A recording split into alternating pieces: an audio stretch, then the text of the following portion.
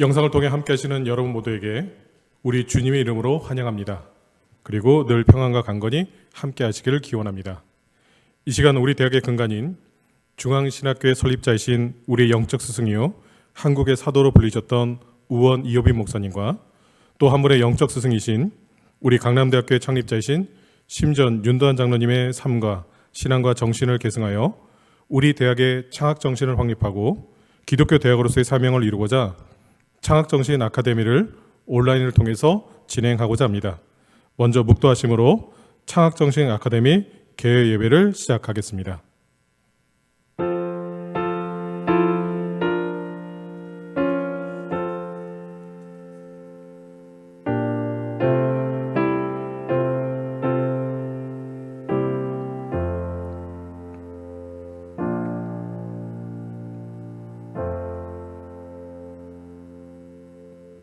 믿음은 바라는 것들의 실상이요 보이지 않는 것들의 증거니 선진들이 이로써 증거를 얻었느니라. 아멘.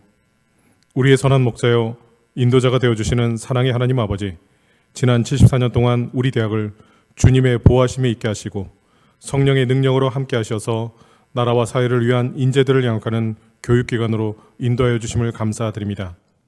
하나님 앞에 이 시간 간절히 기도하옵기는 오늘 창학정신 아카데미를 통해서 우리 대학의 기초와 중흥을 이끄신 우원 이효빈 목사님과 심전 윤도한 장로님의 신앙과 정신과 삶을 온전히 이어받아 창학정신을 확립하고 주님이 주신 사명을 이루어갈 수 있도록 인도하여 주시옵소서.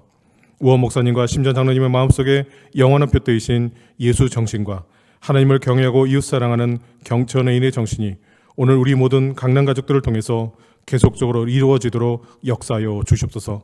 그래서 우리 대학이 시대를 선도하는 대학, 민족과 열방을 섬기는 대학, 올바른 교육으로 기독교 참된 인재를 양성하는 대학, 또 하나의 대학이 아니라 기독교의 대학으로서 이 시대에 분명한 존재 이유를 가진 기독교 명문사학으로 세워가게 하여 주시옵소서.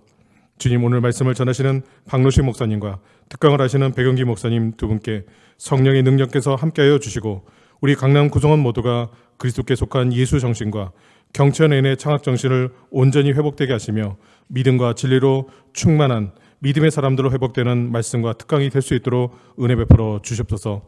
이후의 모든 순서를 주님께 의탁하오며 우리 공동체를 이끄시는 예수님 이름으로 간절히 기도드립니다. 아멘.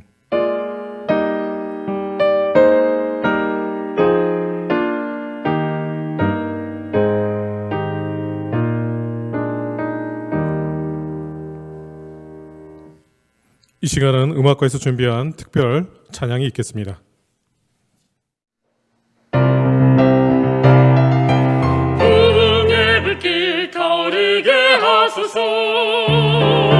진리의 말씀이 땅 새롭게 하소서. 은혜의 강물 흐르게 하소서. 성령의 바람 이제 불어와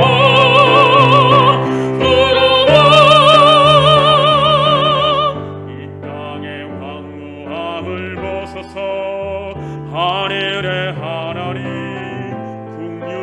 베푸시는 주여, 우리의 재앙 용서하소서.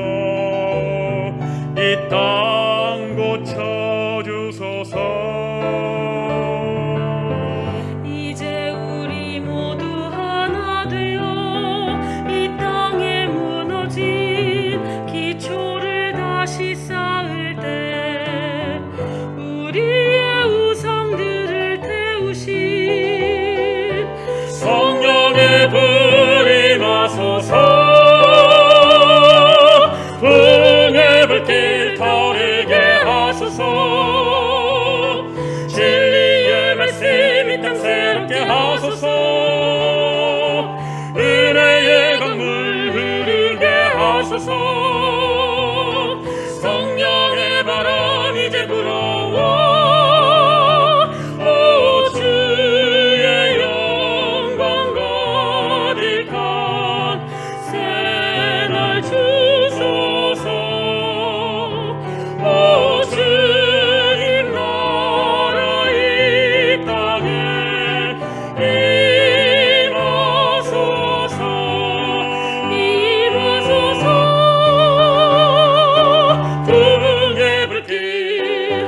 불의 불길 타오르게 하소서. 불의 불길 타오르게 하소서. 진리의 말씀 이 땅 새롭게 하소서. 은혜의 강물 흐르게 하소서. 성령의 바람 이제 불어와. 오 주의 영광 가득한 새날 주소서. 오 주님 나라 이 땅에 임하소서.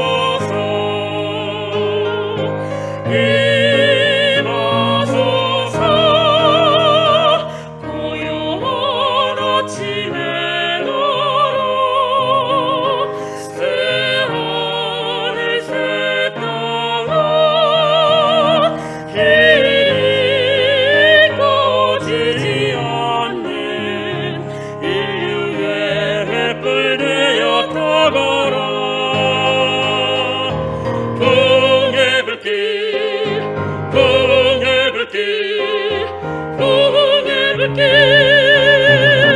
이 땅에 임하소서.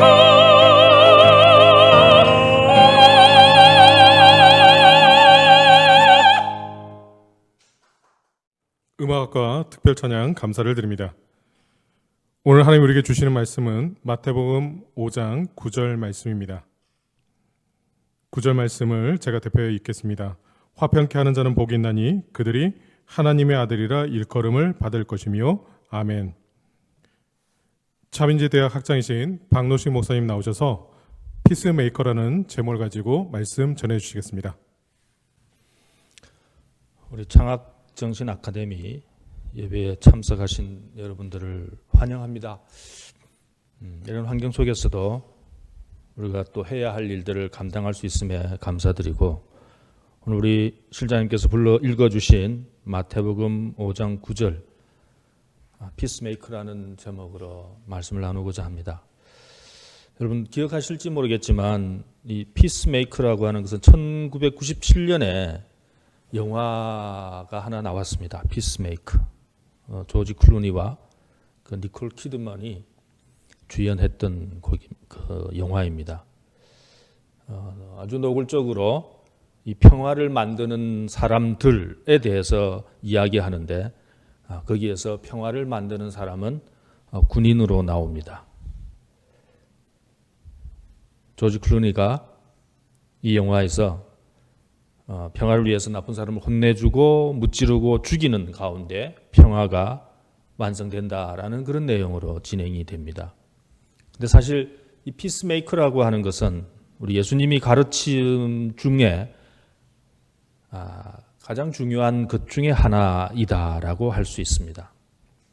어쩌면은 이 피스메이커라는 것은 우리 그리스도인의 신분을 보여주는 아주 중요한 말씀 중에 하나입니다. 우리가 사는 이 세상에서 우리는 소위 평화의 사도여야 한다. 이것이 바로 우리 존재의 이유라고 할 수 있습니다. 우리 그리스도인들에게. 예수님이 그렇게 살았습니다. 그리고 우리에게 그렇게 살기를 원하셨습니다.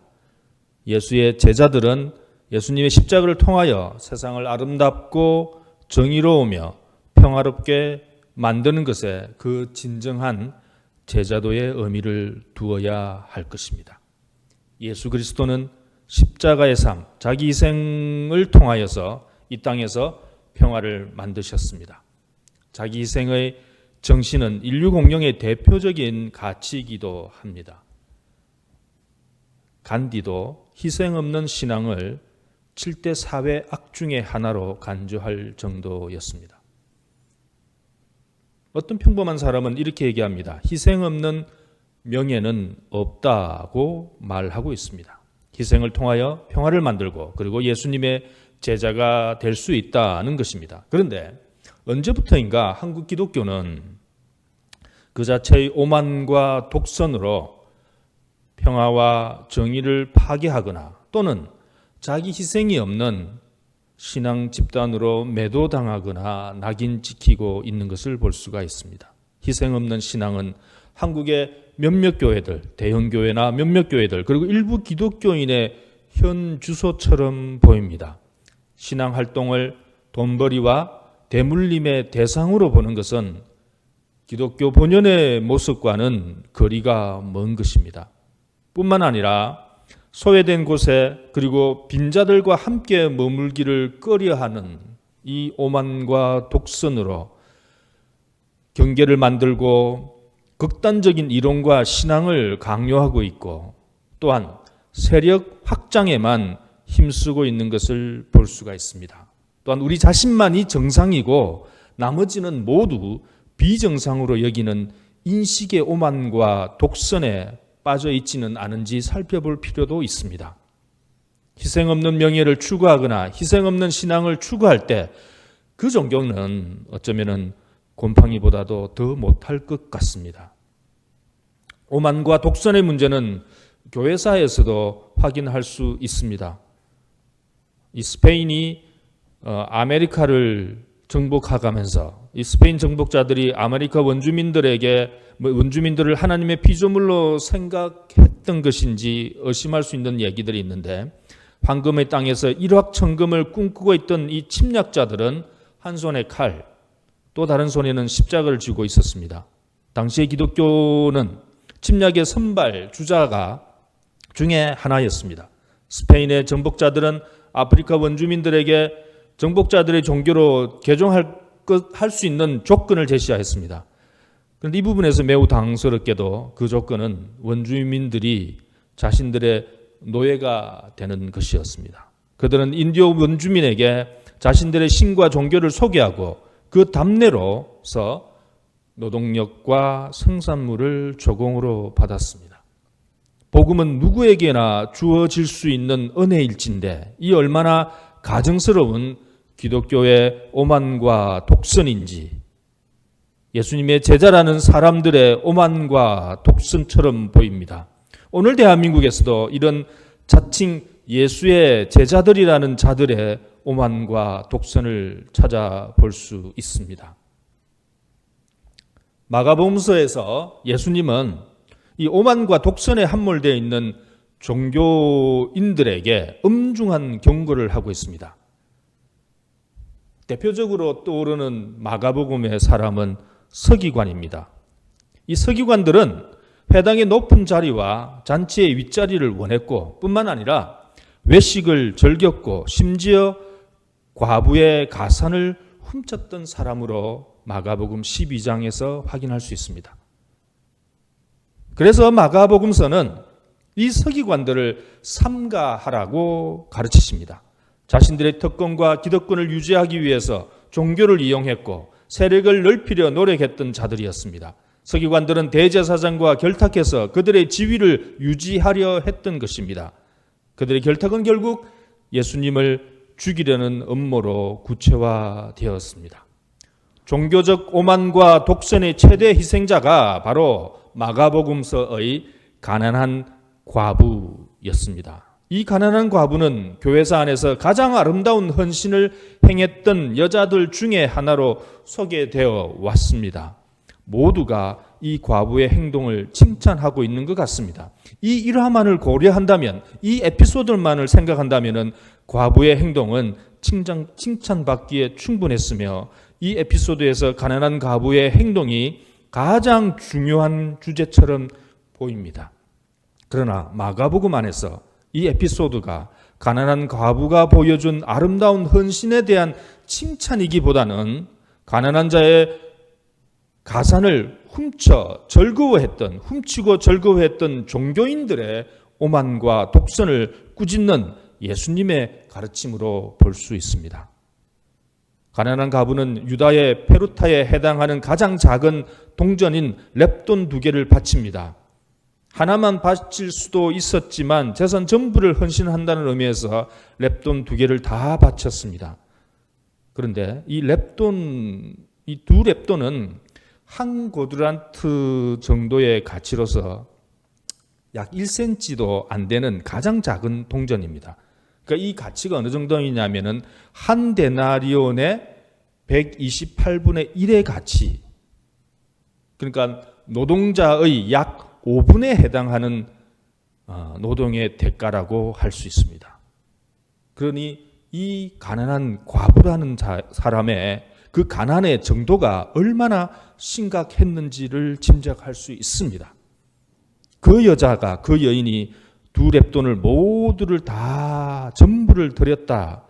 외면적으로 보면 보잘것없고 가치 없는 재물이었지만 그것은 부호의 온갖 보물을 바치는 것보다 가치가 있었던 것입니다. 그래서 그런지 우리 기독교의 역사는 이 여인의 행동을 아름다운 행동으로 평가하고 있습니다. 이 이러함만을 따로 떼어서 본다면요. 그러나 마가복음에서 예수님은 그녀의 자발적인 자기 희생을 칭찬했던 것이 아니라 가난한 과부를 착취했던 그 종교의 오만과 독선을 한탄했고 경고했던 것입니다. 구약 성경을 보게 되면 모세 율법에서 과부는 사회 경제적 그리고 법적으로 보호받아야 하는 그런 부류의 사람들이었습니다. 이스라엘 왕의 주요한 직무 중에 하나가 스스로 생존하기 힘든 계층을 변호하고 돌보는 것이었습니다. 시편 72편을 보게 되면 과부를 돌보는 것은 신앙의 진정성 있는 모습이기도 합니다. 신명기 14장과 26장은 레위인과 과부를 11조를 배당받아야 하는 동일한 계층으로 언급하고 있습니다. 특히 신명기 10장에서 하나님은 고아와 과부의 권리를 되찾아주시는 분으로 묘사하고 있습니다. 그런데 종교의 오만과 독선은 하나님의 말씀을 왜곡시켜 과부의 가산까지 탐했던 것이었습니다. 하나님의 말씀을 왜곡시켰던 것은 자신들의 지위와 특권을 유지하기 위함이었던 것이죠.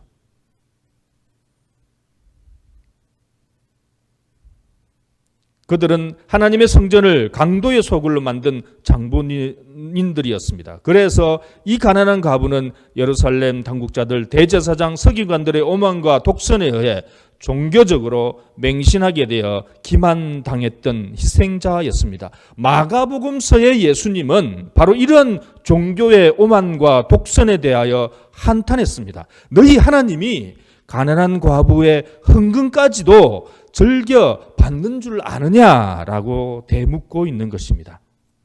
예수님의 한탄은 희생자의 힘없는 체념이 아닙니다.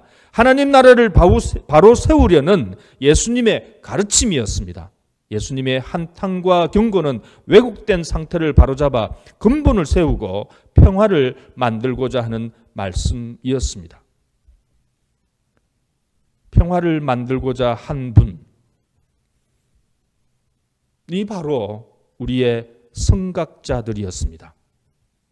우리 실장님께서 조금 전에 소개해 주셨던 한국의 사도로 평가받았고 100년 이후에 그 가치가 확인될 것이다, 평가받을 것이다 라고 했던 우리의 파운더 우원 이호빈 목사, 그리고 리빌더이신 심전 윤도한 장로께서 예수의 가르침을 이 땅에서 실천하셨던 분들입니다. 그 가르침은 바로 교권주의를 배격하시고 독점주의를 타파하면서 오로지 하나님의 의를 구하면서 이 땅에서 평화를 만드시는 피스메이커의 역할을 하셨습니다. 이 땅에서 평화를 만든 사람이었습니다. 진정코 하나님의 아들이 되고자 하셨던 것입니다. 이 땅에서 사회적, 더 나아가서는 종교적 경계를 허물고 대한민국의 가난한 자들을 품에 안으시고, 그리고 이 땅의 부자들에게 빈자를 돌볼 수 있는 기회를 만들어 주면서 평화를 만드셨던 분들이, 사람들이 바로 피스메이커가 되셨던 분들이 우리의 성각자들입니다. 이것이 평화를 만드는 사람의 모습입니다.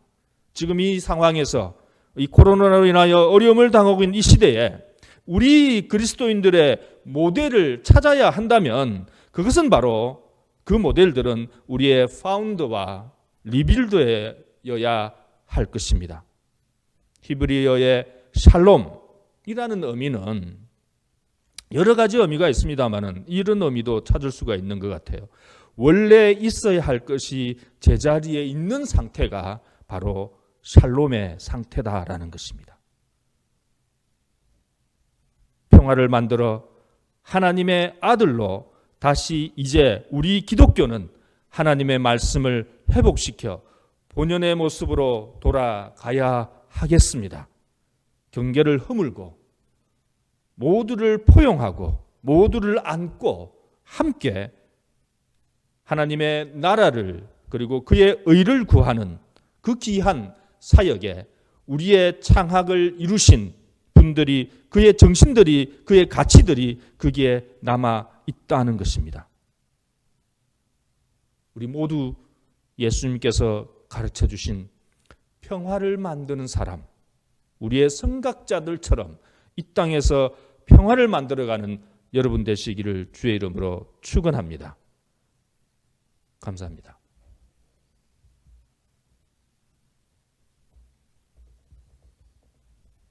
기도하시겠습니다. 이제는 우리 주 예수 그리스도의 은혜와 하나님의 사랑과 성령의 감동하시고 교통하심이 우리 선각자들의 정신과 가치를 이어받아 우리 또한 이 땅에서 이 세계에서 평화를 만드는 피스메이커가 되고자 하는 결심하는 이 자리에 있는 우리 모두에게 지금부터 영원토록 함께 있을지어다. 아멘.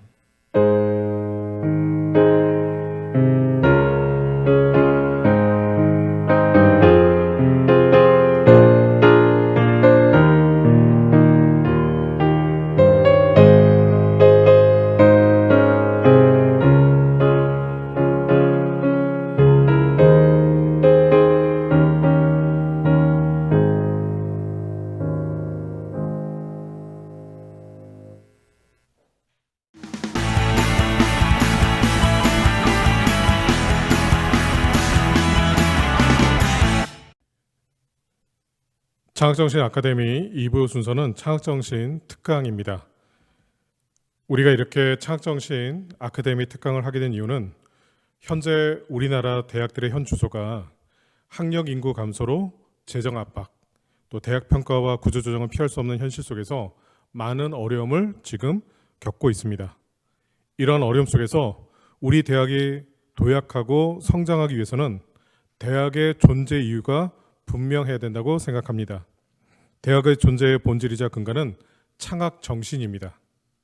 우리 대학의 창학 정신을 통한 대학의 정체성을 유지하고 새롭게 정립해가는 것이 필요하다는 것입니다. 우리 대학은 우원 목사님과 심전 윤도한 장로님을 통해 예수 정신과 하나님 사랑과 이웃 사랑의 경천에 인해 창학 정신이 확실한 대학입니다. 이 창학 정신 속에서 대학의 경쟁력을 길러 우리 대학이 많은 대학 중에 하나인 대학이 아니라 기독교 대학으로서 이 시대에 분명한 존재 이유를 가진 대학으로서 세워져 가야 합니다. 이를 위해 교목실에서는 창학정신 아카데미를 지난 2018학년도부터 진행해 왔습니다. 이번 3회 창학정신 아카데미를 통해서 우리 강남 구성원 모두가 우원 목사님, 심전 장로님을 통한 창학정신을 다시금 새롭게 정립해가는 뜻깊은 시간이 되시기를 바랍니다. 이제 신천신학대학 원장이신 백영기 목사님께서 우원과 심전의 창학정신이라는 제목을 가지고 특강을 해주시겠습니다. 네, 안녕하세요. 오늘은 우리가 파트의 앞 시간에 우리 박노식 교수님의 설교 잘 들었고 또 왜 이렇게 하고 있는지 그 코로나 때문에 지금 대충 이해는 하시리라 생각을 합니다. 특별히 우리가 그 교목실에 이렇게 주관으로 해서 우원과 심전의 그러한 창학 정신을 봄학기 또 가을학기 이렇게 하고 또 우원 기념사업에 있어서는 봄학기 때 창학정신 우리 학교의 또 지원이라든가 교목실 지원을 통해서 하고 가을학기에는 리더십 포럼 이렇게 하는데 우리가 알다시피 지금 전부 코로나 때문에 모든 행사가 이렇게 대면 상태가 중지되어 있어서 온라인이라든가 이렇게 하는 상태에서 같이 이렇게 특강으로 준비를 했습니다. 그래서 오늘 이 특강에 힘을 합쳐서 하는 대로 우리 교목실과 또 우원 기념사업회, 우원사상연구소 이렇게 준비를 했습니다. 그래 제목도 우원과 심전의 창학 정신으로 잡아서 우리 학교에 그와 같이 두 번, 한 번은 우리가 설립자로 파운더라 얘기를 하고 또 한 번은 창립자 리빌더라고 얘기를 하고 있는데 이 두 분이 어떠한 정신을 가지고 이 학교를 세우시고 또 이끌어 왔는가 한번 살펴보고자 합니다. 사실 오늘 우리가 하려고 하는 내용은 그동안 많이 얘기되어 왔고 많은 사람들이 알고 있는 내용이에요. 새로운 내용은 크게 없습니다. 왜 이렇게 내용을 잡았느냐 그러면은 아는 분들은 알지만은 새로 강남대학에 들어온 학생들이라든가 또 신임 교원들이라든가 직원 선생님이라든가 우리 학교의 귀중한 그와 같은 그 창학 정신을 이미 아는 사람들 기준으로 해서 계속 얘기하다 보면 가장 기본적인 거 그런 부분을 놓칠 것 같아서 한번 다시금 정리하는 의미에서 이 두 분의 창학 정신을 한번 이번 기회에 같이 생각을 해보고자 하였습니다. 1946년에 그 중앙신학원이 세워지게 되는데 잘 아는 대로 종로 YMCA에서 시작을 했었죠. 그리고 그 대치동 캠퍼스로 이제 옮겨갔었고 또 그 중요한 중요한 그 과정들을 보면 76년에 강남사회복지학교로 교명이 바꿔졌고 80년에 들어와서 우리 지금의 신갈로 캠퍼스가 이전을 했습니다. 그리고 90년에 강남대학이라는 그 같은 하나의 대학으로서 우리가 이제 활동을 하게 되고 1992년에는 종합대학인 강남대학교로 우리가 승격 발전하게 됩니다. 또 우리 학교의 교훈에서도 약간의 변화가 있는데 초기 시작할 때는 예수를 바라보자였어요. 예수의 삶을 배우고 전하고 실천하는 그와 같은 인재를 양성하자. 예수를 바라보자는 표어였습니다. 그러다가 1983년에 경천 애인으로 우리가 교훈을 바꿉니다. 하나님을 공경하고 이웃 인자를 써가지고 사랑하자 경천 A. 그런데 이게 이제 후에 가가지고는 이웃 인자에서 사람 인자로 바꿔지면서 좀 더 보편적인 개념으로 이렇게 확대되는 것을 우리가 볼 수가 있습니다. 이렇게 기독교적 이상을 목표로 해서 예수의 삶을 중심으로 인간과 세상에 헌신하는 인재를 양성하자. 이게 어떻게 보면 초기부터 지금까지 내려오고 있는 우리 강남대학교의 그러한 창학 정신, 특히 교훈에 담겨있는 의미라 얘기할 수 있을 것 같습니다. 이제 우원 이호빈 목사님 1898년에 태어나셔가지고 1989년에 돌아가셨는데 우리 학교의 설립자로서 우리가 얘기를 하고 있는데 이번은 5월 3일 날 평안도 대동강 유역에서 출생을 했습니다. 선친들은 대동강 유역을 중심으로 해서 상업에 크게 종사를 했다 그러고요. 그런데 그 아버지가 우원이 4살 때인가 일찍 떠남으로 해서 어머니가 자녀 교육을 위해서 어르신들을 설득을 해가지고 우원을 비롯한 자녀들을 교회로 이렇게 인도를 하게 됩니다.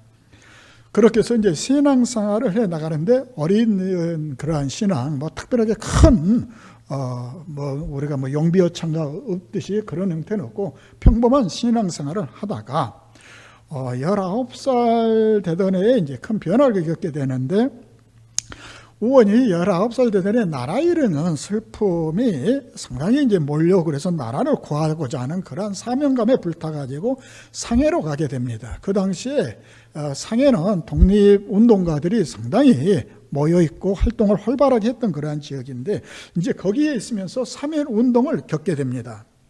그러다가 임시정부의 특사의 보좌역을 맡으면서 이제 활동을 하게 되는데 그 특사가 시베리아 만주 쪽으로 가던 중에 돌아가시게 됩니다.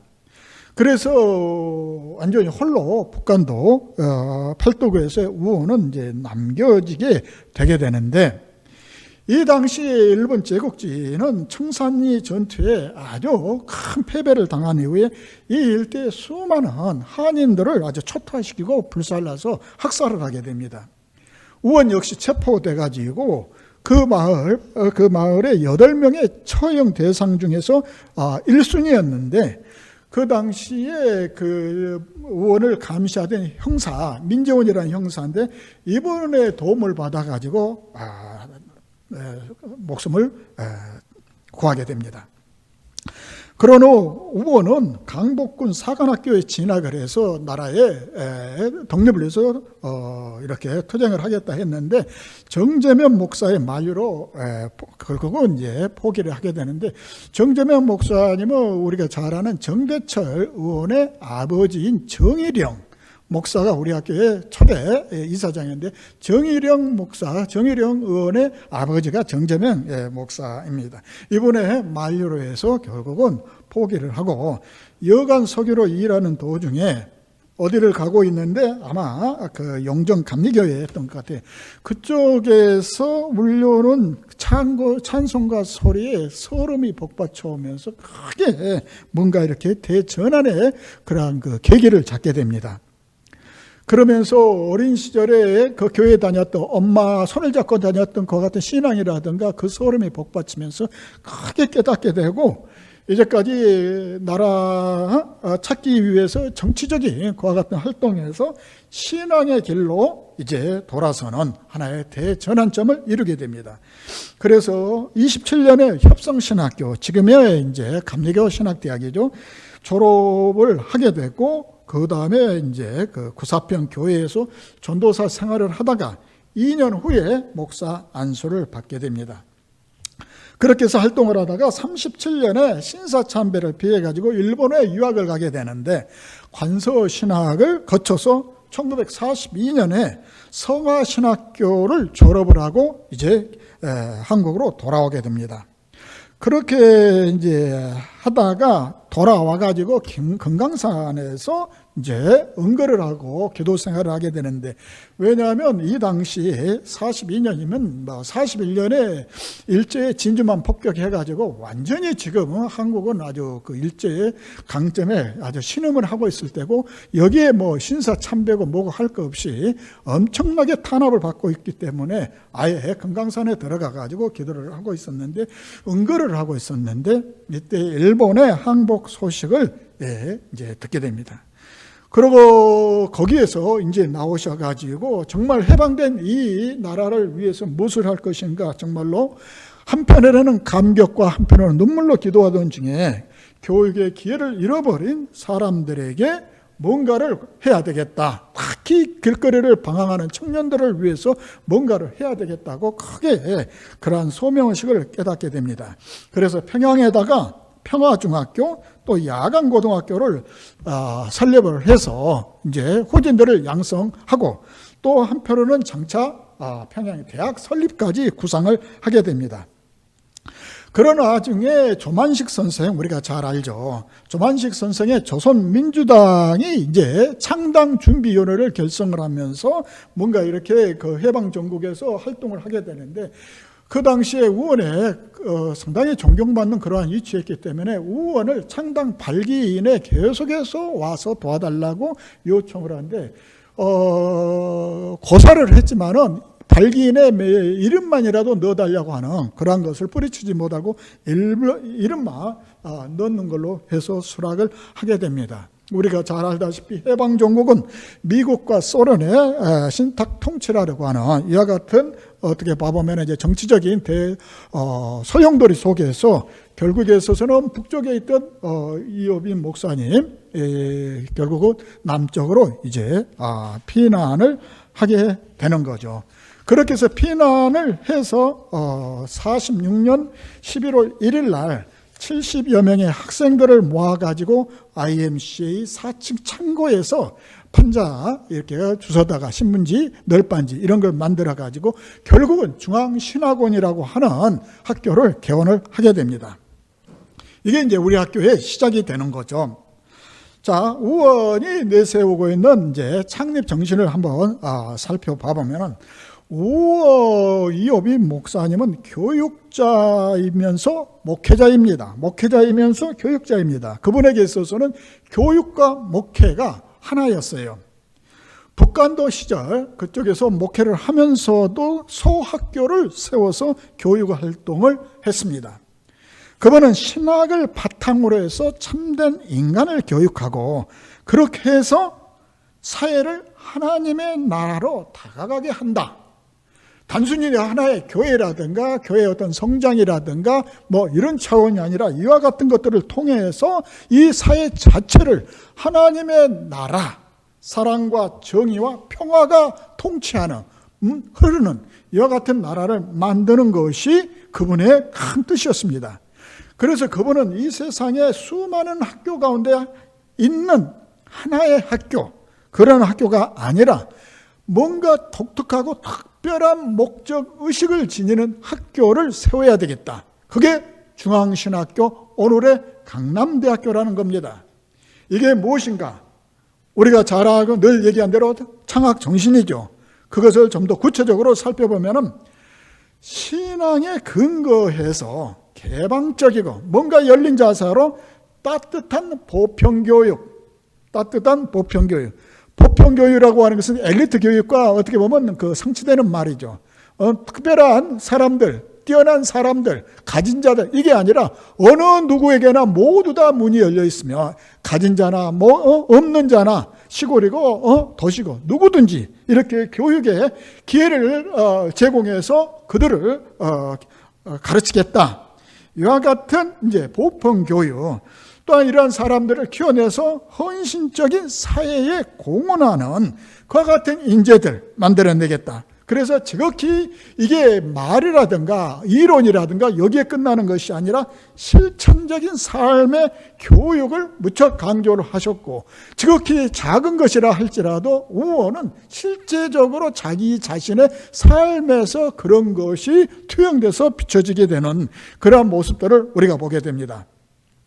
그래서 그런 우원 목사님은 청년 교육 아주 중요하게 생각을 했고, 여성 교육, 또 농촌 교육, 사회적 약자와 소외된 자를 위한 그와 같은 교육에, 이와 같은 사람들에게 교육의 기회를 베푸는 것을 아주 중요하게 생각을 했습니다.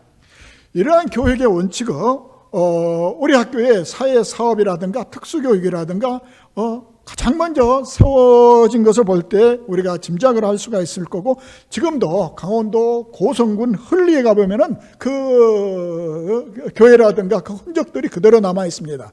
우원기념사업에서는 해마다 가고 있는데, 거기에서 농민교육을 실시를 했던 농촌 사람들에게 그들을 깨우쳐서 정말로 가르치고 이 사회를 변화시키려고 했던 것들이 드러난 것을 우리가 볼 수가 있습니다. 한국 최초로 사회사박과를 전쟁 중에 6.25 전쟁, 한국 전쟁 중에 1953년에 세운 것도 이와 같은 그의 큰 뜻이 있어서 강남 대학에 설치한 것을 우리가 볼 수가 있죠.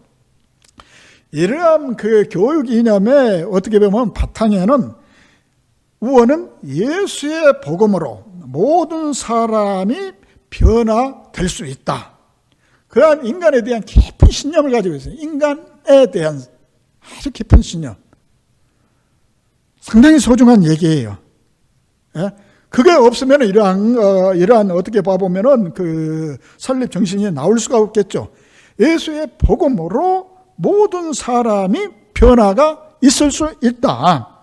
그렇게 해서 신앙에 의해서 인간을 변화시키고 한 개인의 변화에 그치지 않고 그를 통해서 국가와 이 민족, 식민지에 그렇게 떨어져 버렸던 나라를 잃었던 그런 서름을 겪었던 민족이 이제는 뭔가 다시 일어설 수 있는, 그리고 난 다음에 거기에 끝나는 게 아니라 인류 사회, 오늘날 우리가 이 세상 기후변화 뭐 하고 봐보면 얼마나 깊은 우원의 그와 같은 뜻이 있는가를 우리가 볼 수가 있겠죠. 인류 사회를 변화시키겠다.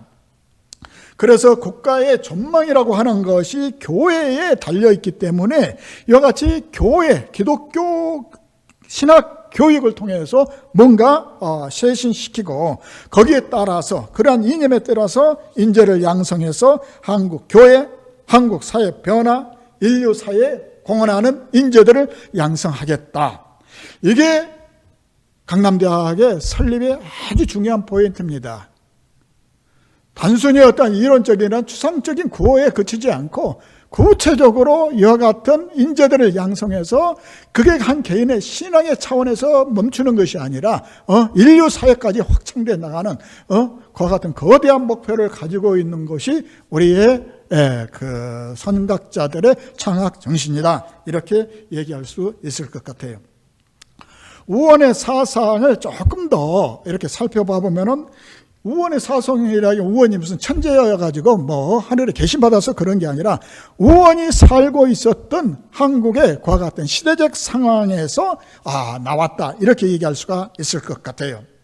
얘기한 대로 우원은 사실 일본 제국주의에서 나라가 침몰하는 그와 같은 시기에 태어나서 1898년이니까 그때 태어나서 나라의 패망과 그 과정을 그대로 겪었기 때문에 우원의 가르침 속에 서서는 교회와 민족이 중심이 되어 있어요.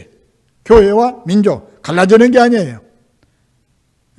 동심원의 두 축처럼 양측이 같이 간단 말이에요. 그래서 강탈당한 피지배 민족의 그와 같은 자의식이라든가 주체의식이 아주 강하게 들어있고, 또 이것은 일제강점기 또 한국 전쟁을 통해서 또 민족 분단을 겪어오면서 한 시대사적인 과제로서 계속해서 중요한 가르침을 우리들에게 제시하고 있다. 그것은 이 강남대학의 그 이후의 역사 속에서도 우리가 여실히 증명되고 있는 바 같다. 이렇게 얘기할 수가 있겠죠. 우리가 중앙신학교, 강남대학 전신중앙신학교의 창학 이념을 크게 세 개로 얘기를 하고 있는데 자주자립의 신학이라고 얘기를 해요. 그래서 자주정신, 사상적으로는 어떤 주체성을 가지고 있는 자주적인 정신을 얘기하고 있고, 아무리가 사상적으로 정신적으로 이와 같은 자주의 정신을 가지고 있다 한다 하더라도 경제적인 애속 상태에 빠져버리면 이건 뭐 얘기거리가 안 되죠. 그래서 경제적인 자립 아주 중요하게 얘기합니다. 그러니까 자주자립, 경제적으로 사상적으로 우리가 스스로 우리 힘으로 일어서서 해나가자, 이와 같은 자세를 우리의 그와 같은 그 창학 정신에 얘기를 했고요.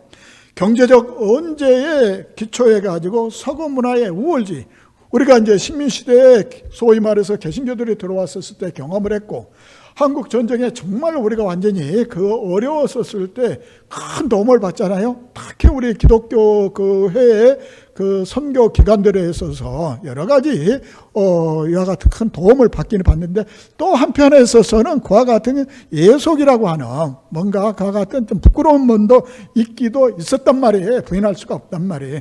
그러한 것 속에서도 우리는 상당히 우리 자신의 주체의식을 좀 더 강조하는, 자주적인 의식을 강조하는 그와 같은 정신을 계속해서 잃지 말자, 이게 밑바닥에 깔려 있는 거예요.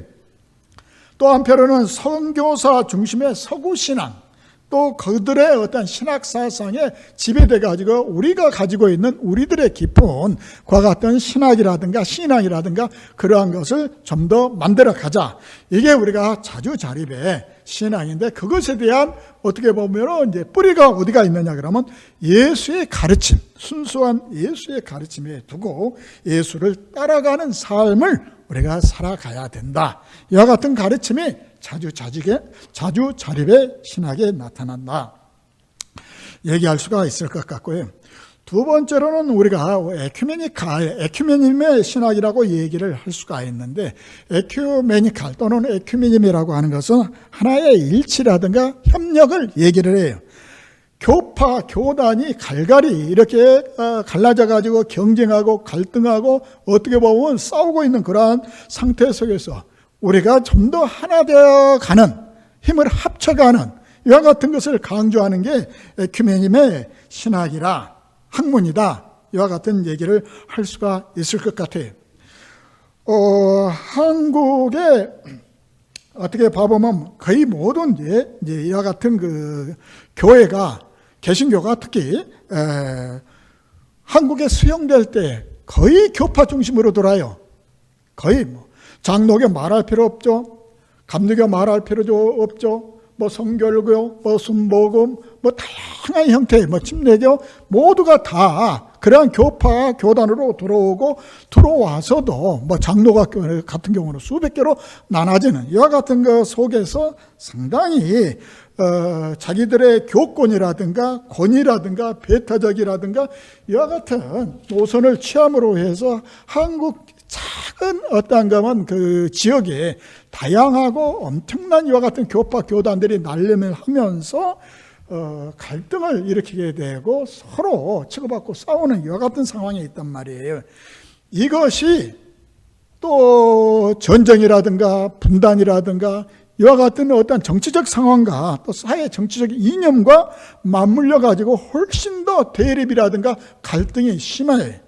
오늘날의 종교 문제가 단순히 종교 문제로 끝나지 않고 정치적인 어떠한 그 이념적인 것과 뒤섞이면서 엄청나게 혼란 속에 빠지게 됐었을 때 우리는 힘을 합쳐서 이와 같은 교파와 교단의 장벽을 뛰어넘어서 서로 힘을 합쳐서 뭔가 이 사회에 하나님 나라를 세우는 그걸 추구해 보자.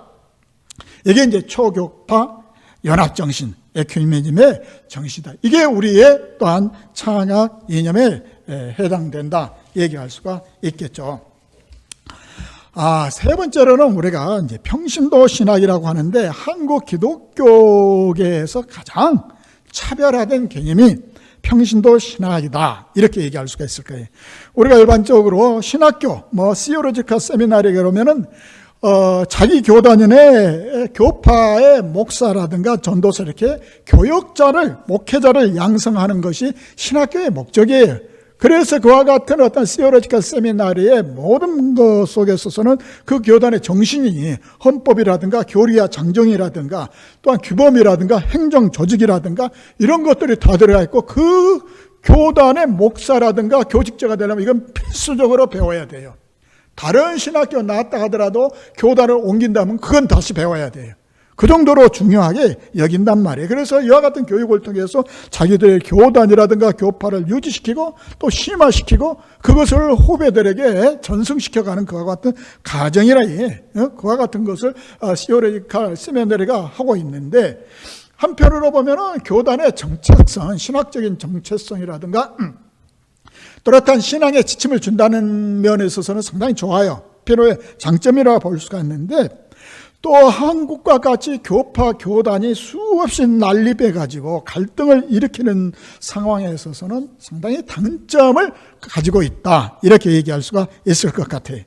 그래서 의원은 이와 같은 경쟁이라든가 경쟁 속에서 갈등이라든가 분열에서 비교적 자유스러운 평신도들을 중심에서 목회자는 어쩔 수 없이 거기에 예속되어 있고 또한 그들의 신학 교육을 받았기 때문에 거기에 뭔가 부자유스럽지만 평신도들은 훨씬 다양한 그와 같은 그 측면이 있기 때문에 그러한 사람들을 통해서 우리가 연합의 자세 또 어떻게 보면 함께 힘을 합쳐서 일하는 그와 같은 자세 그러한 것들을 시도해보자. 이게 평신도 신학, 평신도 교육, 평신도 운동 그리고 평신도들이 가지고 있는 목회자만의 독점적인 어떤 기독교 그런 기득권 그런 것이 아니라 평신도들의 다양한 재능들을 교회가 그대로 수용을 하고 평신도들이 가지고 있는 전문성을 그대로 활용을 해서 풍요로운 이와 같은 교육을 우리가 만들어내서 이 땅을 아까 얘기한 대로 그런 나라로 만드는데 공헌할 수 있게끔 하자. 그래서 목회자 중심의 한국 교회의 교역의 한계를 뛰어넘어가지고 미래 사회를 내다보는 새로운 기독교 공동체의 토대를 닦았다, 이렇게 얘기할 수 있어요. 지금 저희 학교 기독교학과 같은 경우에도 기독교 VR 콘텐츠 연계 전공이라든가 또 한편으로는 기독교 사회적 기업학 이러한 어떤 연계 전공들이 만드는데, 이것은 밑바탕은 전부 지금 우리가 평신도 신학이라든가 이와 같은 바탕 하에서 만들어지고 있다. 또한 이와 같이 어떠한 우원의 얘기를 그대로 따라갈 것 같으면 교회의 강대상이 필요한 것이 아니라 산업 현장 곳곳에서 이제 하나님의 말씀을 삶 속에서 실천해 나가는 그러한 평신도들의 지도자들이 필요하다는 것을 놓고 봤을 때, 지금 우리가 추구해 나가고자 하는 기독교의 새로운 대한 공동체들의 밑바닥에는 이와 같은 성각자들의 창학 정신이 그대로 바탕을 이루고 있다, 이렇게 얘기할 수가 있을 것 같아요. 자, 우원의 중앙신학교 설립 정신을 우리가 좀 정리를 하자면 이렇게 성서의 가르침, 특히 예수 중심의 삶을 중요하게 여기고, 그것을 어떤 시대적 상황 속에서 그가 제시했던 그 속에서 그대로 드러나게 되는데, 예수를 바라보고 예수를 닮아가는 실천의 삶, 그것이 사회에 그대로 스며드는 경천애인의 정신, 이것이 오늘날 우리 강남대학의 창학 정신이다, 얘기할 수 있을 것 같아요. 우원은 1989년 8월 20일 주일날 아침 평소와 다름없이 주일 설교를 위해서 일찍 일어났고, 너희는 세상의 빛이라 라는 설교를 예배를 마치고 집에 가셔서 손님을 접대하고 일기장을 정리한 후에 6시경 가슴의 통증을 호소하다 돌아가셨어요. 너무 아름답게 돌아가신 것 같아요. 아마 사시는 것도 그렇게 깨끗하게 사셨는데 돌아가시는 축복도 받은 것 같아요. 많은 사람들이 이렇게 죽기를 바랄 거예요, 아마. 예. 이렇게 이제 대충 우리가 우원에 살펴봤고요. 이제 리빌더 창립자이신 심전 윤도한 장로님에 대해서 한번 살펴보고자 합니다. 윤도한 장로님은 경기도 고양시에서 1928년에 출산하셨고 65년에 학교범위 감사로부터 시작을 해서 저희 이제 어떻게 보면 경영에, 학교 운영에 참여하게 됐는데, 1972년부터 돌아가실 때까지 2004년까지 강남대학교의 이사장을 하셨어요. 그리고 이제 그 다음에 5년에 윤도한 장로님 돌아가신 장로님의 사제를 추천해가지고 국제신전교류전단이 만들어가지고 지금까지 뭐 국내에는 말할 필요조차 없이 우리 학교 학생들을 포함해서 해외의 수많은 곳에 이와 같은 학생들의 장학금을 우리가 줘서 공부를 할 수 있게끔 키워내고 있죠. 우원은 심지어는 1950년에 중앙신학교에 입학을 합니다. 그리고 졸업을 하고 56년에 교회 전도사로서 활동을 해요. 심전이 중앙신학교 시절에 이제 처음으로 우원을 만나게 되는데, 이때 정일영 박사, 아까 얘기했던 이제 이분이 초대 이사장이었고, 또 안병모 박사, 아주 한국 신학교에 빼놓을 수 없는 분이죠. 이분은 이제 중앙신학교 이제 교장인데 아주 영향을 많이 받았어요. 특히 우원의 농촌 부흥 사상에 큰 영향을 받아가지고 이상농촌에 그와 같은 건설을 하겠다, 이 같은 큰 꿈이 있었다고 그래요. 우리가 지금도 뭐 김영규 장로라든가 그러지만 그 당시에 상당히 농촌이 살아야만이 이제 나라가 살 수 있다고 하는 것이 곳곳에 농민운동, 농촌운동 뭐 활동을 했던 것을 볼 수가 있는데, 우원의 농촌 부흥 사상, 고성 흘리의 한 장면도 거기서 나온 거죠. 또 한국전쟁 때부터 함석권 선생이 우리 중앙신학교에 오셔서 강의를 하셨는데, 한국에 어떻게 보면 기독교 어떻게 보면은 세계의 대부라고 얘기할 수 있죠. 그분이 우리 학교에서 이제 강의를 하시고 그랬었는데, 이분을 통해서는 현실에 대한 모순을 파악하고 또 거기에 따라서 큰 용기와 지혜를 얻었다, 이렇게 얘기를 합니다. 이렇게 중앙신학교 시절에 우원은 교파를 초월한 신앙으로 순수한 그리스도의 사랑을 구현한다. 이런 큰 감명을 받았다고 그래요. 또 교육에 제약을 두지 않는 보편 교육을 실시한다. 아까 우리가 우원 얘기를 했는데 심지어 여기 큰 감명을 받았다고 그래요. 그래서 예수 삶을 생활 현장에서 구현해야 된다. 이러한 내용을 중앙신학교 시절에 심전이 아주 크게 감명받았다고 했는데 그 당시에 우원을 비롯한 아까 얘기했던 그와 같은 우리 중앙신학교 초기 활동했던 교수진들이라든가 그분들의 뜻이 상당히 고귀해요. 상당히 고귀해. 정말로 이와 같은 뜻은 다른 신학교에서 찾아보기 드물 정도로 아주 고귀한 뜻인데 이러한 부분에서 여기 들어와서 영향을 안 받을 수가 없었겠죠. 심전 역시 마찬가지예요. 그래서 그는 기독교 신앙에 기초한 전인교육, 머리만이 아니라 또 이성만이 아니라 이러한 실용교육, 이러한 것을 이제 주창하게 되고 그는 끊임없이 이와 같은 학교가 가지고 있는 청학정신, 이념, 전통을 강조하게 됩니다. 심지어는. 그리고 그는 어떻게 보면 이제 이 부분이 우리가 우원과 좀 차별화될 수 있다고 하는데 심지어는 학교 경영에 합리적인 그와 같은 어떻게 운영 방식을 도용을 해서 그런 방식을 가지고 와서 학교 경영을 통해서 오늘날의 강남대학을 만드는데 큰 공헌을 하게 돼요.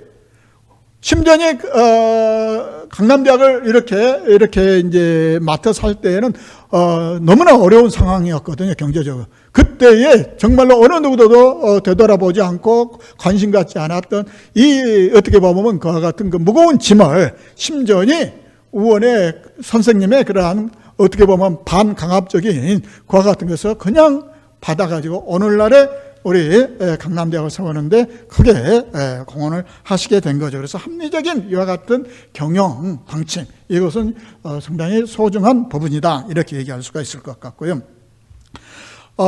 뿐만 아니라 그의 교육 사상을 봐보면은 기독교 신앙과 인간에 대한 깊은 신뢰, 아까 우리가 우원에서도 봤잖아요. 심전 역시 똑같아요. 정말로 스승과 제자 사상을 이렇게 훑어보면은 심지어는 우원은 목사였고 신학 교육을 받기 때문에 좀 더 그와 같은 체계적으로 했다고 한다면 심지어는 그의 기도라든가 그의 어떤 축사라든가 그의 어떤 신입생 환영사라든가 이런 등등에서 나타나 보면 똑같아요. 기독교 신앙을 바탕으로 해서 인간에 대한 깊은 신뢰, 이걸 바탕으로 해가지고 교육해 나간다. 그래서 신앙을 통해서 인간성을 회복하자. 신앙을 통해서 인간성을. 이건 우원하고 거의 같은 얘기예요. 그렇게 해서 정신의 힘을 회복을 하고 인격이 변화돼서 사람다운 사람으로 만든다. 저는 심전이 했던 얘기 중에서 제일 좋아하는 말이 사람다운 사람을 만든다예요. 사람다운 사람. 그래서 제가 심전에 대해서 얘기할 때는 항상 사람다운 사람을 얘기해. 모르겠어요. 오늘날 우리가 사람다운 사람, 저부터 정말로 찾기가 어려워서 그런지 몰라도 심전 곳곳에서 사람다운 사람을 길러내자. 그런데 중요한 것은 심전에게서 사람다운 사람의 포빌트, 모형은 누구냐? 모델은 누구냐? 예수예요. 예수가 살았던 그 삶 그대로, 우리가 얘기했던 대로 정말로 구체적으로 예수가 했던 그대로예요. 예수를 바라보고 닮아가는 삶, 그거예요. 그는 계속해서 우리 우원도 얘기했던 그러한 그 기회를 잃어버린 자들에게 주었던 보편교육, 또 자립정신, 그 다음에 사언행의 조화의 교회. 사라고 하는 것은 생각이라든가 사상, 거기에 끝나서는 안 된다. 말로 끝난다. 언어로 끝나서는 안 된다. 행함으로, 이건 그대로서 이것이 하나 되어가는 교육을 강조해. 생각하고, 말하고, 행하는 것. 요즘 말도 너무 많고, 또 생각도 없이 갖다 던지는 경우도 있고 그런데, 이 모든 것이 하나가 되어서 조화롭게 교육하는 것. 너무 소중한 가르침들이, 너무 소중한. 그렇게 해가지고 인류 사회의 복지를 증진시키고 세계 평화에 기여하는 인재를 양성하자. 아까 우리 박노식 교수 설교도 했지만 세계 평화에 인류 사회를 변화시켜 나가는 거예요. 단순히 한 인간 또는 한 학교 하나의 교회 여기에 끝나는 게 아니에요. 심전 역시도 그렇게 해서 인류 사회의 세계 평화에 공헌하는 인재. 우리는 여기서 공부하고 우리 자신을 어떻게 생각하고 있는지 모르지만 우리를 이끌어왔고 또한 그 선각자들에게 있어서 그 꿈은 웅대한 거예요. 웅대. 결국 사람을 변화시킨 것은 그와 같은 웅대한 꿈이 있느냐 없느냐, 아무 생각 없이 사는 거와 생각을 하고 그걸 갖다가 실천을 통해서 계속해서 다가가고 이렇게 준비하는 사람의 인생의 마지막 단계는 엄청난 차이가 있을 거라 이렇게 생각해요. 얘기했던 대로 학교 경영이 이제 어려움에 처했기 때문에 경영에 참여해서 상당히 학교의 발전을 이뤘고, 내시라 운동을 통해서 오늘의 강남대학에 이와 같은 기틀을 마련했다. 또 예수를 바로 알고, 예수가 참 인간의 사람다운 사람의 모델이라고 그랬잖아요. 예수를 바로 알고, 바로 믿고, 알고 믿고, 또 그와 같은 것을 이제 실천해 나가는 그와 같은 참 신앙, 알곡 신앙. 그래서 심전의 내시라 운동, 경영의 내시라 운동과 알곡 신앙이 그의 학교 경영의 철학이다, 이렇게 얘기할 수가 있을 것 같아요.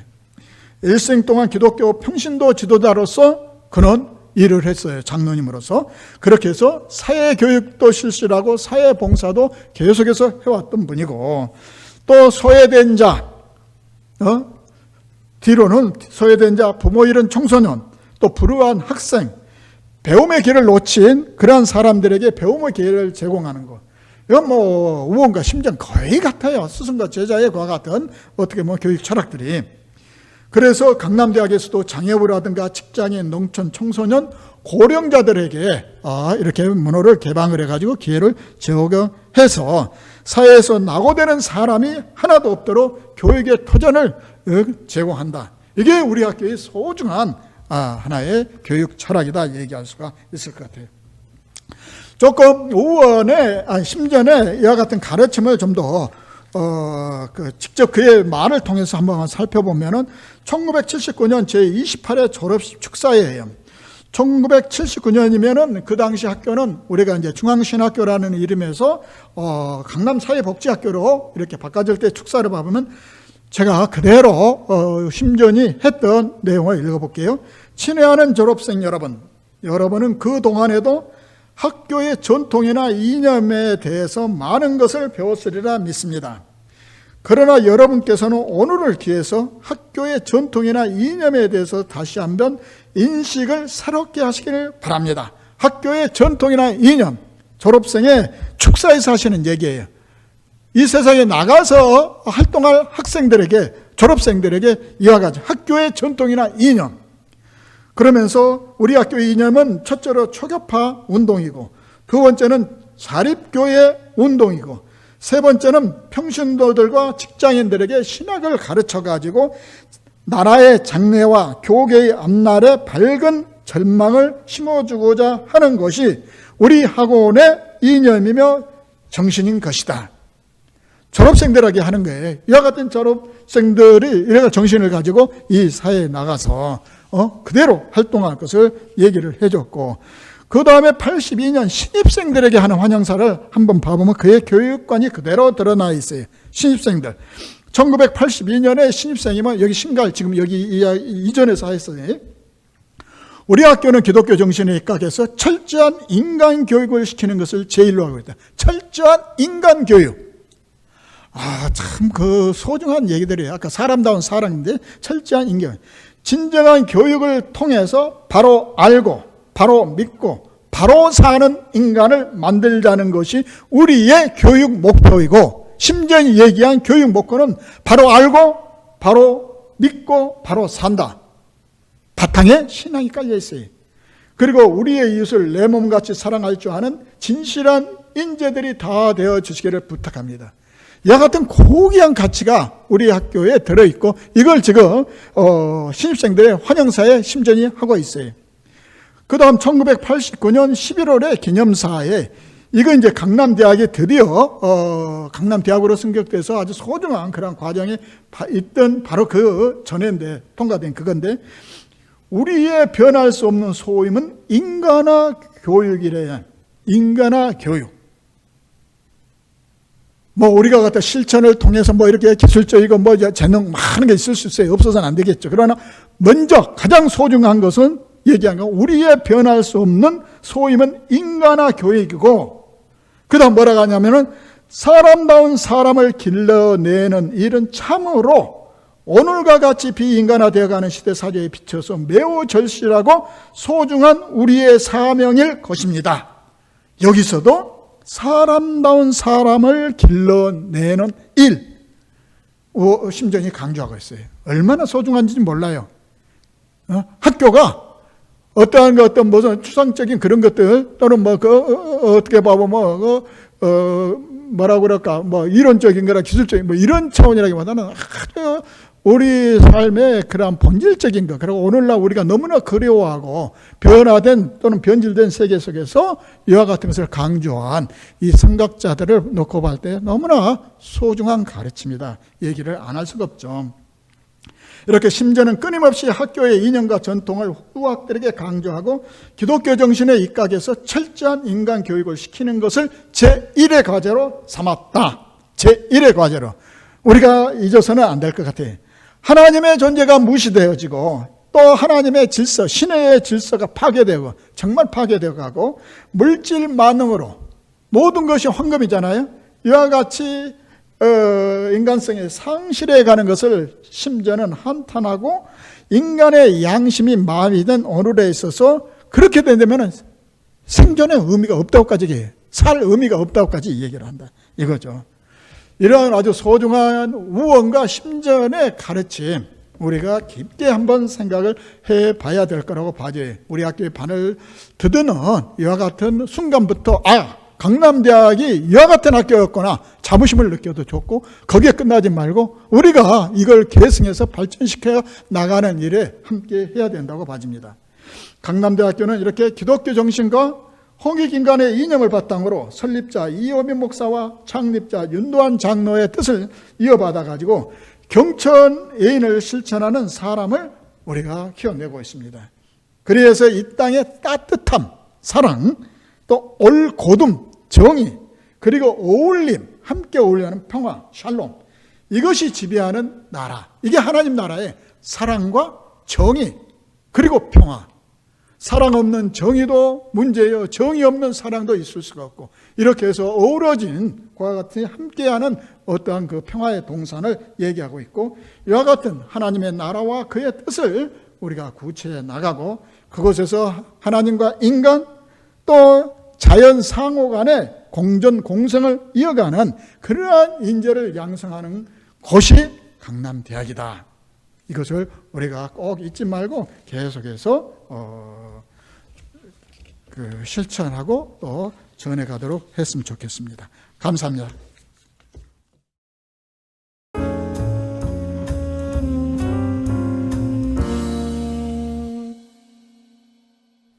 지금부터 우원 기념사업회 장학증서 수여식을 시작하겠습니다. 수여식에 앞서서 먼저 2020년 상하반기 우원 장학위원회 경과보고를 말씀드리겠습니다.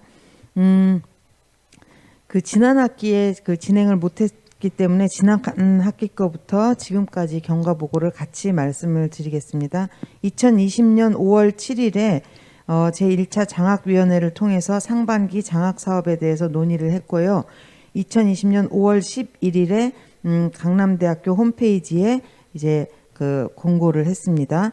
그 다음에 2020년 5월 18일부터 5월 29일 사이에 장학생 신청 기간을 두었고, 6월 1일에 장학생 추가 모집에 대해서 또 논의를 했습니다. 그리고 이제 추가로 6월 2일부터 6월 12일까지 추가 신청 기간을 준 다음에 6월 17일 수요일에 2차 장학위원회를 열어서 장학생 선발을 했고요. 총 19명의 지원자 중에 5명을 1학기 때 선발을 했고, 그리고 6월 30일에 저희끼리 잠시 모여서 2020년 상반기 장학생 대상으로 창학정신 교육을 진행했습니다. 그리고 이제 2학기에 와서 2020년 9월 22일에 3차 장학위원회를 통해서 상반기 장학사업에 대해서 논의를 했고, 그 다음에 9월 26일에 홈페이지에 게재를 했습니다. 그리고 10월 5일부터 10월 16일까지 장학생 신청 기간을 두었고 지난 10월 22일에 4차 장학위원회를 통해서 18명의 지원자 중에 5명을 선발해서 오늘 총 10명의 장학생들이 모였습니다. 그리고 오늘 11월 10일 화요일에 2020년 상하반기 장학생을 대상으로 우원 정신교육 및 우원 사상 정신교육 및 장학증서 수여식을 진행하게 되었습니다. 원래는 한 학기에 5명씩 한 차례씩 이렇게 수여식을 했는데 코로나 때문에 1학기 때 못한 것을 지금 같이 10명을 수여를 하겠습니다. 그래서 지금부터 10명의 장학생 증서 수여식을 하겠는데 수여에는 우원기념사업회 이사장님이신 박형순 목사님께서 수고해 주시겠습니다. 자, 제가 우리 오늘 장학금 받게 되신 여러분들 축하드리고요.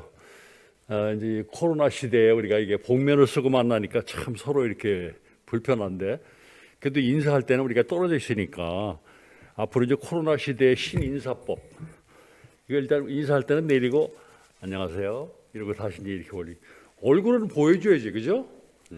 제가 우원기념사업회 이사장을 맡고 있기 때문에 오늘 이 장학증서를 제가 이렇게 수여하지만 모든 수고는 우리 여기 계신 교수님들, 우리 회장님하고 다 또 우리 이주영 선생님하고 사무국장님하고 다 수고를 많이 해주셨습니다. 그거 알고 이제 수여하겠습니다. 사회복지학부 2학년 강유라 학생 앞으로 나오세요. 우원 장학증서 사회복지학부 2학년 강유라. 위의 학생은 강남대학교 설립자이신 우원 이호빈 목사의 창학정신을 기리기 위한 장학생으로 선발되었기에 장학증서를 수여합니다. 2020년 10월 10일 사단법인 우원기념사업회 이사장 박형순, 회장 백용기. 축하합니다. 다음 한영문화콘텐츠학과 2학년 김주혜 학생 나오세요. 우원 장학증서 한영문화콘텐츠학과 2학년 김주혜. 내용은 이와 같습니다. 축하해요. 그럼 기독교학과 2학년 박소현. 우원 장학증서 기독교학과 2학년 박소현. 내용은 이와 같습니다.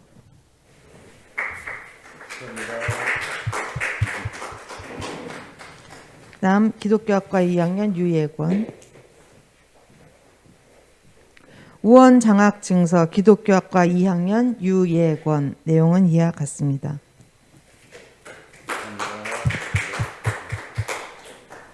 글로벌 경영학부 3학년 하진은 우원 장학증서 글로벌 경영학부 3학년 하진은. 내용은 이와 같습니다. 기독교학과 3학년 양성경. 우원 장학증서 기독교학과 3학년 양성경. 내용은 이와 같습니다. 네. 그다음 경제세무학과 오누가.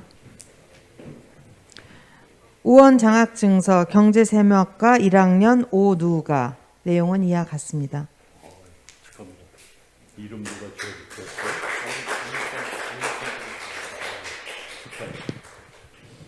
그다음 한영문화콘텐츠학과 3학년 유모세. 우원 장학증서 한영문화콘텐츠학과 3학년 유모세. 내용은 이와 같습니다. 축하합니다. 이름 누가 지어주셨어요? 네. 어이구 뭐 쟁쟁한 분들 그다음 오늘 다 나오셨네. 기독교학과 허동호. 기독교학과 2학년 허동호. 우원 장학증서 내용은 이와 같습니다. 다음 마지막으로 황일애.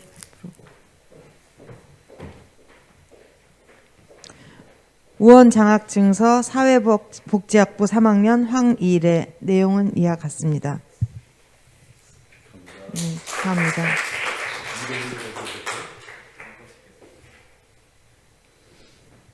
네, 다 끝났어요. 이제 10명의 장학생들께 축하의 말씀 드리면서 이상으로 장학증서 수여식을 마치도록 하겠습니다. 감사합니다.